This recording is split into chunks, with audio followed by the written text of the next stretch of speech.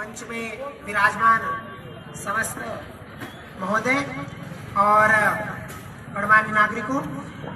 आज का यह कार्यक्रम जैसे मेरे पूर्व वक्ताओं ने बताया है कि हम सभी उस विभीषिका से लड़ने के लिए एकत्रित हुए हैं जो अनायास ही भारत में अपनी ओर उस हिंदू समाज की ओर बढ़ रही है जो यह इस देश का बहुसंख्यक समाज है। मित्रों, हमारा धर्म जिस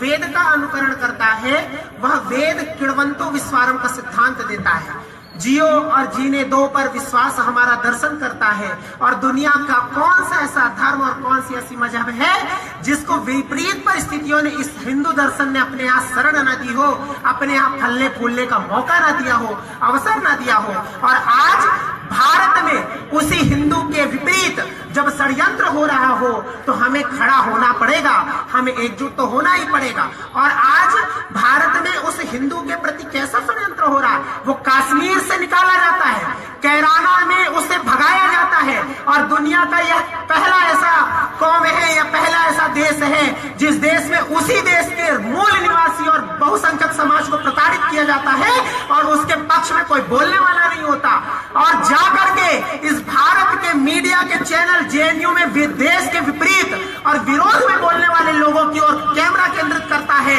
और केरल में हो रहे हिंदुओं पर अत्याचार और संघ के स्वयंसेवकों के ऊपर हो रहे अत्याचारों की तरफ या बोलने की तरफ अपना कैमरा मोड़ते नहीं है। ऐसी विपरीत परिस्थितियों में आज हिंदू जनमानस को एकत्र होना पड़ेगा और एकत्र होकर के भारत की अखंडता को मजबूत बनाए रखने के लिए लड़ाई करनी पड़ेगी। मित्रों, हम तो उस स्वर्ग के और उस धर्म के रक्षक हैं, उस धर्म के अनुयायी हैं जिस धर्म में स्वयं भगवान ने जन्म लेकर के हमें विश्वास दिलाया है कि जब जब हो ही धर्म के हानि, बाढ़ई असुर अधम अभिमानी, तब तब धरि प्रभु विविध शरीरा, हरहि नाथ प्रभु सज्जन पीरा। सभी के सज्जनों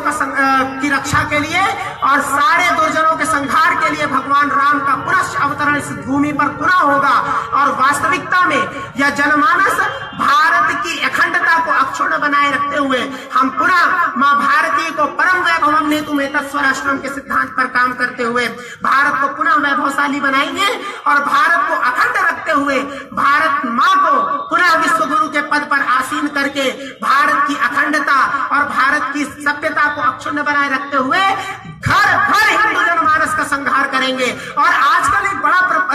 बड़ा प्रपंची एक नारा चल रहा है कि तुम जितने अफजल मारोगे घर घर से अफजल निकलेगा। वास्तविकता में तुम जितने स्वयंसेवक मारोगे हर घर से स्वयंसेवक निकलेगा। एक नहीं, दो नहीं, 10 नहीं, जितने घर का बालक होगा वहां उस बालक के अंदर और गर्भ में रहने वाली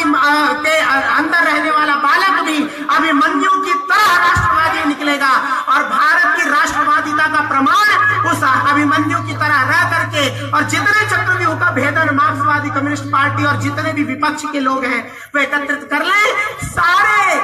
चक्रव्यूह का भेदन करके पुनः यह देश वास्तविकता की पराकाष्ठा को पार करते हुए एक दिन फिर वैभवशाली होगा। इसलिए आप सभी के जोरदार समर्थन के लिए मैं चाहूंगा कि एक बार दोनों हाथ उठा करके जोर से बोले